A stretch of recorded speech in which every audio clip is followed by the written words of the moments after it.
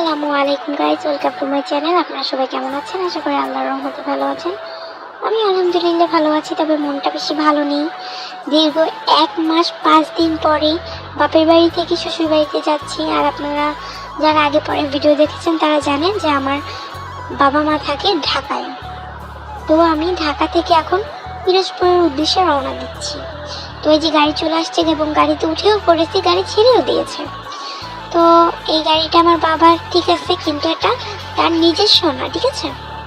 তো আমার ভাইও গাড়ি চালাতে পারে, আমার বাবাও গাড়ি চালাতে পারে। এই সাইডে আমার মেয়েকে নিয়ে আমার বাবা বসে আছে, আর ওই সাইডে আমার ভাই নিজে গাড়ি চালাচ্ছে। বলছে, আব্বু আপনার কষ্ট করতে হবে না, আমি চালাচ্ছি, আপনি আপনার নাতিকে নিয়ে বসে থাকেন, গল্প করেন।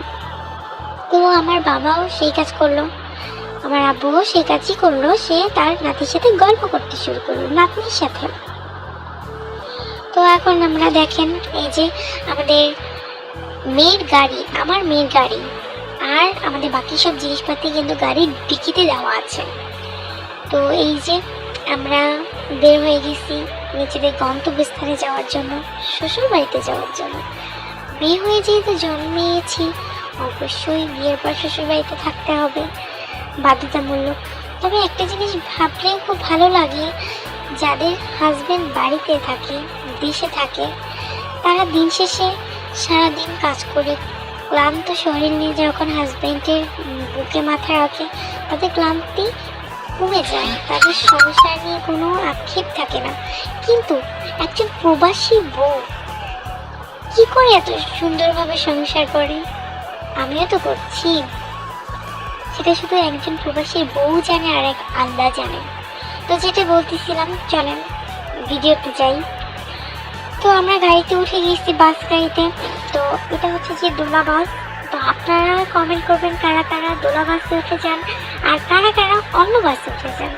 তো এখান থেকে অনেক বাস আছে, তো আমার কাছে খুব খুব খুব খুব কমফোর্টেবল লাগে দোলা বাস। তো আমি কমফোর্টেবল যেহেতু দোলায় মনে করি, তো সেই ক্ষেত্রে আমি দোলা গাড়িতেই যাই।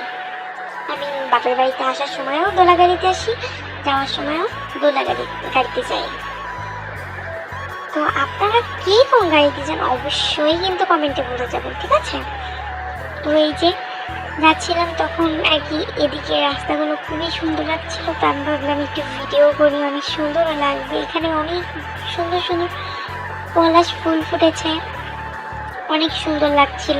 তো তাও ভাবলাম সেগুলোকেও ক্যামেরা বন্দি করি, আপনাদের সাথে একটু শেয়ার করি। তো এই আর কি, খুব খুব খুব খারাপ লাগছে বাবা মার জন্য, তারা খুব কষ্ট পাবে। আর আমার যে ভাই বোনে 2 জন, আমার ভাই এখন বিয়ে করেনি, আর আমার তো বিয়ে হয়ে গিয়েছে, আমার বাচ্চা আছে। যে কারণে আমার চাইতে এখন আমার বাচ্চার প্রতি তাদের টান বেশি থাকে, তারা আমার চাইতে আমার বাচ্চাকে বেশি ভালোবাসে, যে কারণে বেশি চাই তাদের কষ্ট লাগে। আমার মেয়ে মাত্র কথা বলা শুরু করেছে, কিছুটা সুন্দর করে গুছিয়ে কথা বলতে পারে, টুকটুক করে নানু নানু বলে ডাকে, কত সুন্দর বলে, নানু খাও, নানু নেও। এগুলো শুনলে তো যে কোনো নানা নানুর মনেই কষ্ট লাগবে যে নাতিতে এত বছর, এত মাস আমাদের কাছে ছিল, তো এখন হঠাৎ করে চলে যাচ্ছে, সবারই কষ্ট লাগবে, এটা একটা স্বাভাবিক বিষয়। কিন্তু এটা কিভাবে আমি আমার মা বাবাকে বুঝাবো আমি জানি না, নিজেকেই তো বুঝতে অনেক কষ্ট হচ্ছে। তো তো এই আর কি, এই জায়গাটা অনেক সুন্দর লাগছিল আমার কাছে। তো এই সুন্দর পরিবেশটা দেখে কিন্তু আমার খুবই ভালো লাগছিল, মনটা স্বস্তি পাচ্ছিল, অনেক ভালো লাগছে। আর এদিকে 2 মামা ভাগ্নি মিলে কি যে দুষ্টুমি করছে, কতক্ষণ সামনে দেখছে, কতক্ষণ পিছনে দেখছে, কে কি করছে কি না করছে। আর ওই যে সামনে আমাদের পাশে যে সিটে যে একজন বৃদ্ধ লোক, ওনার কতক্ষণ ধরে পানি দিচ্ছে, কতক্ষণ এটা দিচ্ছে, কতক্ষণ ওটা দিচ্ছে, হ্যাঁ, ওনাকেও শান্তি দিচ্ছে না। তো আমার মেয়ে আর মামা এক জায়গায় যদি যায়, ওরা 2 জন, সেখান থেকে কেউ না কেউ বলবে যে এত দুষ্টু কেন, এটা বলবে। তো আমি দোয়া করি সবসময় যেন তাদের মামা ভাগ্নির ভালোবাসা আমার কাছে থাকে। আর আমরা যে গাড়ি ঢুকছি সেই গাড়ির সিট নিয়েছি 334।